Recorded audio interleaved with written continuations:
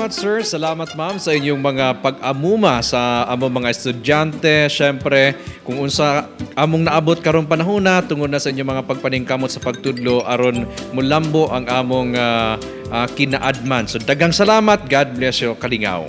Salamat ma'am, salamat sir kay gumikan sa inyong gi-impart o gitahatag na mo nga mga pagtulunan o mga gipaambit nga mga kahibalo naabot mi sa mong naabutan karon. Kung wala mo, wala mi karon sa mong gibarugan.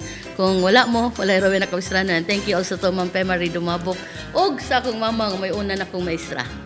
Salamat sir, salamat ma'am tungod sa kadasig ngay mong gihatag samtang nag-eskwela ko kung sa man ang mga gipangtudlo sa eskwelahan at least gamit na gayod o padayon gihapon nga nakigbisog hangtod nga nakabot kung unsa man ang damgo sa akong kinabuhi.